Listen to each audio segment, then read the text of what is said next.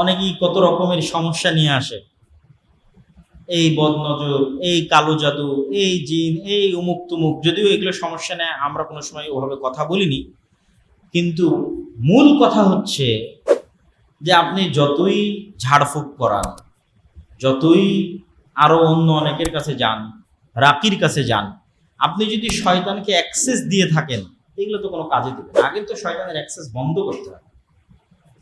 কিভাবে বন্ধ করতে হবে? 5 ওয়াক্ত সালাত, ওযু, পেশাব করে পানি নেওয়া, পবিত্রতা। অপবিত্রতাকে কে পছন্দ করে? শয়তান। পবিত্রতাকে কে পছন্দ করে? ফেরেশতা। তা আপনি কাকে অ্যাক্সেস দিচ্ছেন? পেশাব করে পানি নিচ্ছেন না তো শয়তান তো আসবেই। আপনি তাবিজ লাগিয়ে রাখেন আর কবজ লাগিয়ে রাখেন আর ঝাড়ফুঁক করেন, শয়তানে তো বাড়ি ভরা।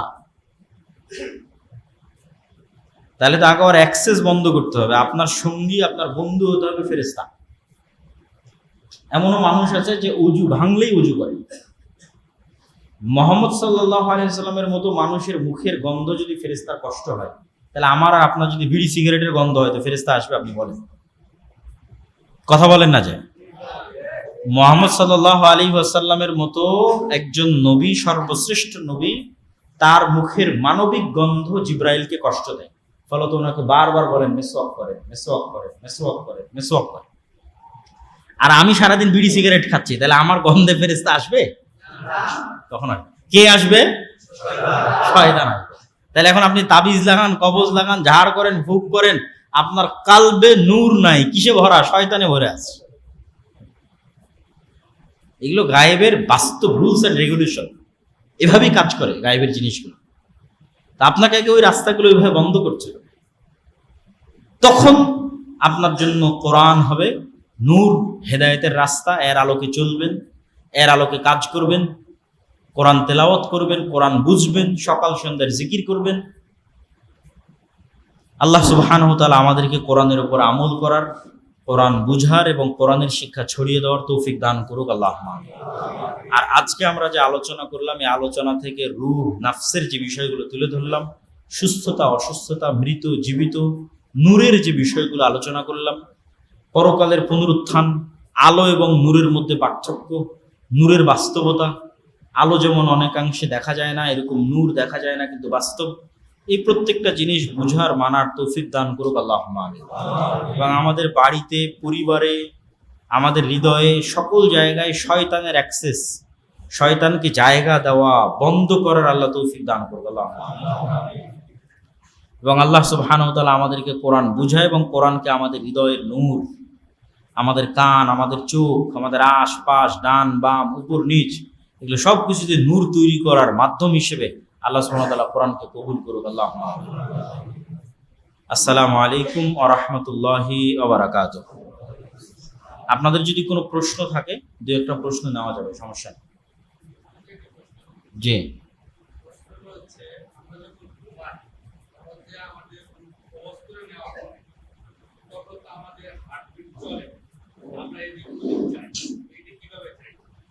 সুন্দর প্রশ্ন।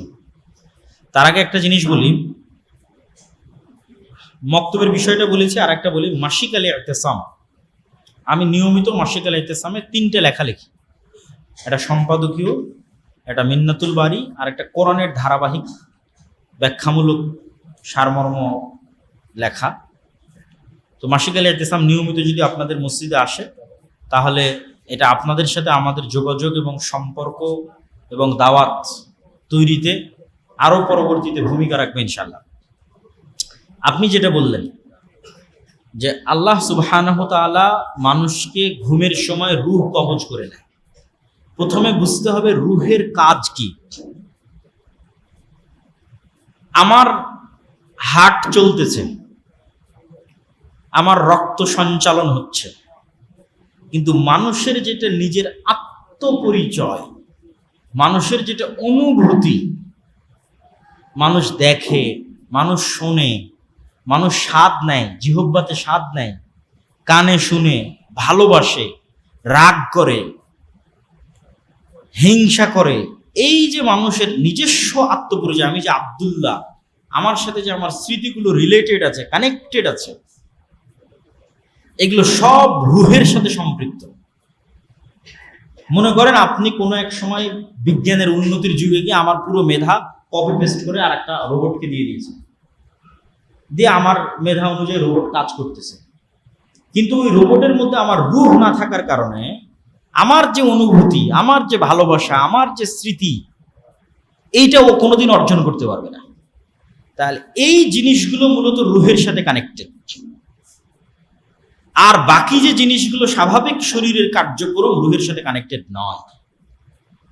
ফলত যতক্ষণ আমি জেগে আছি ততক্ষণ আসলে রূহ দিয়ে কাজ করতেছি, দেখতেছি। এটা আসলে মূলত দেখার যে অনুভূতিটা, এটা রূহ দিয়ে কাজ হচ্ছে। শ্রবণের যে অনুভূতিটা, এটা রূহ দিয়ে কাজ হচ্ছে। যখন আমি ঘুমাই তখন এগুলো সব বন্ধ হয়ে যায়, মানে আমার রূহের যেগুলো মৌলিক কাজ সেগুলো সব বন্ধ হয়ে গেছে। আমার শরীর ফিজিক্যালি চলতে পারে, কিন্তু রূহ দিয়ে আমি যে মৌলিক কাজগুলো করি, দেখা, শোনা, অনুভূতি, চিন্তা, এগুলো সব বন্ধ হয়ে গেছে। তো ওইটা সম্পূর্ণরূপে মৃত নয়, আল্লাহ সুবহানাহু ওয়া তাআলা ভালো জানেন। কিন্তু একটা লেভেল পর্যন্ত আল্লাহ রূহকে নিয়ে নেন এবং রূহের সাথে শরীরের একটা ন্যূনতম সম্পর্ক বজায় থাকে। আল্লাহ সুবহানাহু ওয়া তাআলা চাইলে যখন আবার মানুষ জেগে ওঠে এবং তার ষষ্ঠ ইন্দ্রিয় সজাগ হয়ে যায়, তখন এই ষষ্ঠ ইন্দ্রিয়ের কাজই রূহের কাজ। এই দেখা, বুঝা, চিন্তা করার কাজই হচ্ছে রূহের কাজ। ওটাই রূহ। ঘুমালে ওটাই থাকে না। তারপরের প্রশ্ন, আর কেউ প্রশ্ন করবেন? ও, হাতে একটা দিয়েছেন, শহীদ মিনারে ফুল দেওয়া। এগুলো প্রশ্ন তো আপনারা জানেন, এগুলো তো আমাদের বক্তব্য দিতে দিতে শায়েখ আব্দুর রাজ্জাক বিন ইউসুফের শক্ত বক্তব্য আছে। তারপরও যদি জিজ্ঞেস করেন তাহলে কি উত্তর দেব? তাওহীদের বিশ্বাসের অন্যতম একটা বড় বিশ্বাস হচ্ছে নির্দিষ্ট কোনো কিছুর প্রতি, স্থান, কাল, পাত্র, দিন, নদী, পাথর, গাছ, খাম্বা, নির্দিষ্ট কোনো কিছুর প্রতি মাত্রাতিরিক্ত ভালোবাসা এবং সম্মান তাওহীদের পরিপন্থী।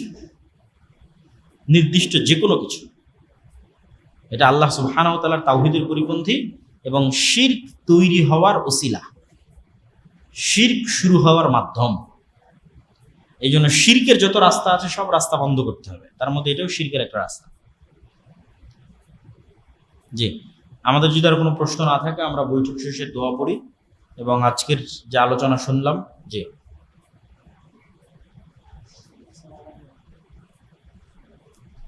আমাদের দেশে দেখা যায় যখন যে কোনো সরকার ক্ষমতা নেই, তারা ভালো করে কাজ করতে হবে, তাদের বিরোধিতা যারা থাকে সাধারণ আমাদের মধ্যে তারা একটা নিন্দা এবং পছন্দ, তাদের যদি কোনো দোয়া চাওয়া যায়, দোয়া চায় তাহলে কি দোয়া করা যাবে? কি দোয়া চাইতে পারে?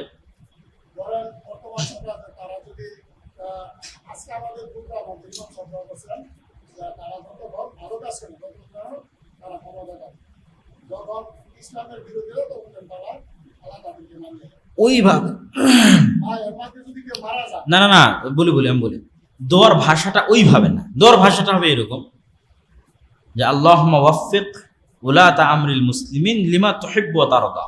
ভাষাটা ওইভাবে না, ভাষাটা এইভাবে তবে, হে আল্লাহ, মুসলমানদের যারা দায়িত্বশীল তাদেরকে ওই কাজ করার তৌফিক দেন যেই কাজ আপনি ভালোবাসেন, যেই কাজ আপনি পছন্দ করেন।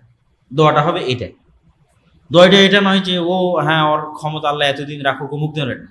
ক্ষমতায় যেই আসুক তার জন্য দোয়া কি হবে, তাকে যেন আল্লাহ ওই কাজ করার তৌফিক দেয় যে কাজে ইসলাম, মুসলমান এবং আল্লাহর সন্তুষ্টি আছে। আর ওই কাজ থেকে যেন আল্লাহ তাকে বেঁচে থাকার তৌফিক দেয় যে কাজে ইসলাম, মুসলমান এবং আল্লাহর সন্তুষ্টি আছে। এই দোয়াটা করা যায় এবং এই দোয়া করা উচিত, সেটা সবার জন্য, সকল দেশের সকল মুসলিম শাসকের জন্য এই দোয়া করা যাবে। জি,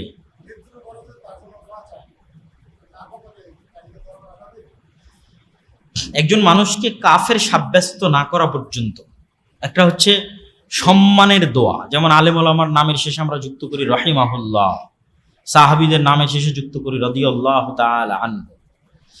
এইরকম সম্মানের দোয়া যদি আবার এমন কারোর জন্য হয় যে ফাসেক, তাহলে সমাজে ভুল মেসেজ যায় যে একজন ফাসেক মানুষের এত সম্মান, তাহলে পাপ কাজ না করেই বা কি, বা করেই বা কি, এটা একটা ভুল মেসেজ যায়। স্বাভাবিক যে কোনো মুসলমানের জন্য যে দোয়া, সম্মানের না, স্বাভাবিক যে দোয়া, এই দোয়া যদি কারো কাফের হওয়ার প্রমাণ না পাওয়া যায় তার জন্য করা যাবে। যে আল্লাহ তুমি দুনিয়ার সকল মুমিন মুসলিম নর নারী পুরুষকে ক্ষমা করে দাও, স্বাভাবিক। এই রকম দোয়ার মধ্যে যে কেউ আসতে পারে। কিন্তু সম্মানের দোয়া, যেটা সাহাবীদের জন্য রাদিয়াল্লাহু তাআলা আনহু, আলেম ওলামাদের জন্য করেছে রাহিমাহুল্লাহ রাহমাতুল্লাহি আলাইহি, নবীদের জন্য করেছে আলাইহিস সালাতু ওয়াস সালাম, এই দোয়া এইরকম নিশ্চিত সম্মানিত তাকওয়াবান পরহেজগার ব্যক্তি ছাড়া অন্যদের জন্য করা যাবে না। ওই কোন একজন দাঁড়িয়েছিলেন।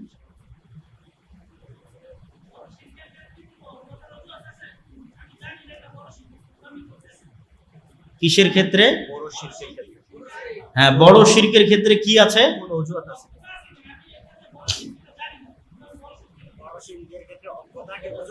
না, অজ্ঞতার ওজর অবশ্যই গ্রহণযোগ্য সকল ক্ষেত্রে, কেননা সকল সাহাবীরাই এক সময় শিরকে লিপ্ত ছিল, আল্লাহর নবীর দাওয়াতে শিরক থেকে ফিরে এসেছে। শিরকের গুনাহ ক্ষমার অযোগ্য, এটা দুনিয়াতে নয়, পরকালে। দুনিয়াতে শ্বাস থাকা পর্যন্ত সকল গুনাহ ক্ষমার যোগ্য, শিরকও যদি হয়। নাহলে হিন্দু থেকে মুসলমান হবে কিভাবে? বুঝেননি মনে আমার কথা? হিন্দু তো মুশরিক, আর যে শিরক যদি ক্ষমা না হয় মুসলমান হবে কি করে? তো দুনিয়াতে সকল গুনাহ ক্ষমার যোগ্য, শিরক হলো। ফলত অজ্ঞতা একটা ওজর। তাহলে শিরক ক্ষমার অযোগ্য কখন? কিয়ামতের মাঠে আল্লাহ সুবহানাহু ওয়া তাআলা মানুষের এমনও পাপ ক্ষমা করে দিবে যে পাপের জন্য মানুষ ক্ষমাই চায় না, এমনও পাপ ক্ষমা করে দিতে পারে আল্লাহর দয়া হলে। কিন্তু ওই দয়া আল্লাহ কোন পাপে দেখাবেন না? শিরকের পাপে দেখাবেন না। শিরক ছাড়া বাকি সকল পাপ আল্লাহ চাইলে ক্ষমা করে। তাহলে ক্ষমার অযোগ্য শিরক কখন? কিয়ামতের মাঠে। তাহলে মানুষের উচিত সর্বনিম্ন কি নিশ্চিত করা? শিরক মুক্ত মৃত্যু নিশ্চিত করা। অ্যাটলিস্ট মিনিমাম যেই ক্যাটাগরি প্রত্যেক মানুষের ফিল আপ করা উচিত পরকালে মুক্তির জন্য, যেটা কি? শিরক মুক্ত মৃত্যু নিশ্চিত করা। তাতে যদি টুকটাক আমলের কমও থাকে, টুকটাক অন্য গুনাহ থাকে, কি যেন না থাকে? শিরক যেন না থাকে, এটা সর্বনিম্ন।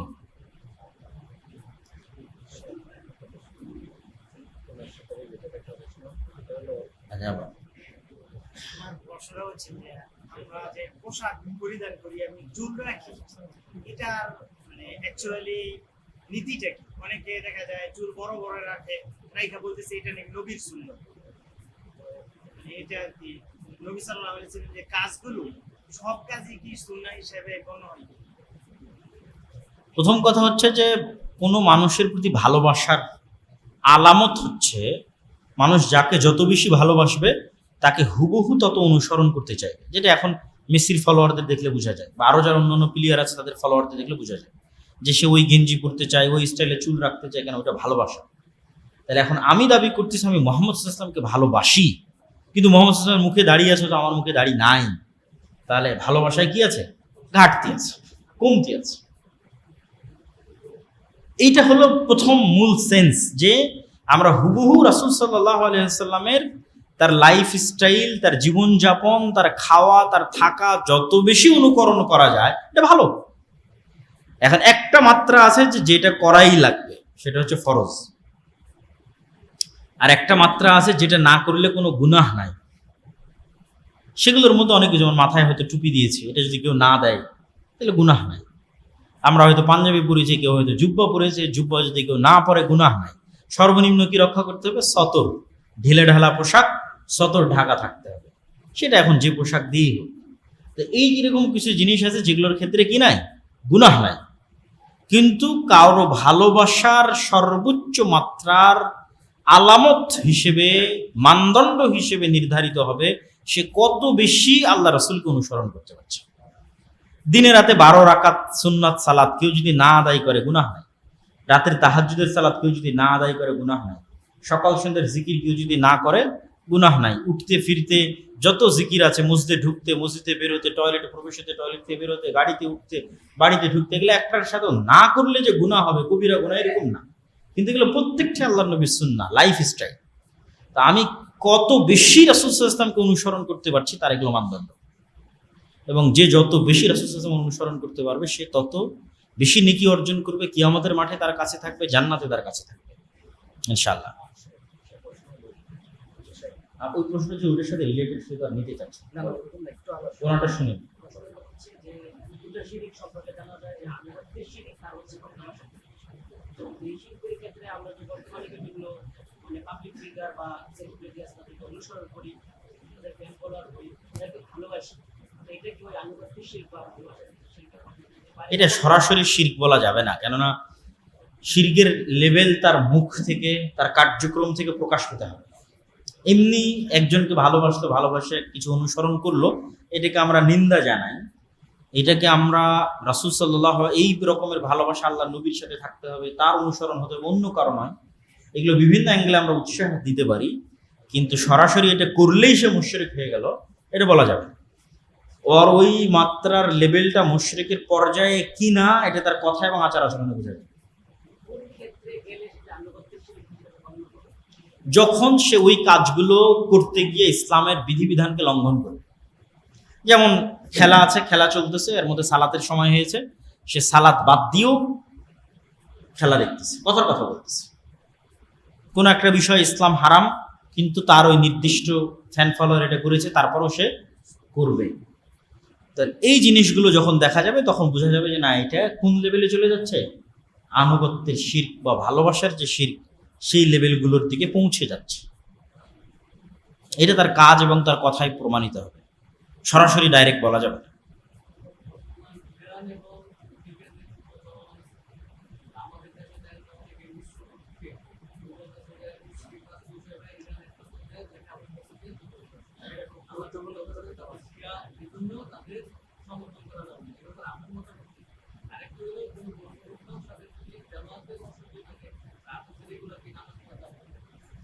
তা আপনার যেটা প্রথম প্রশ্ন ছিল সেটার বিষয়ে আমি বলি যে রাজনীতির বিষয়গুলোতে ডাইরেক্ট হুকুম হাকামের মতো ফতোয়া দেওয়া সম্ভব নয়।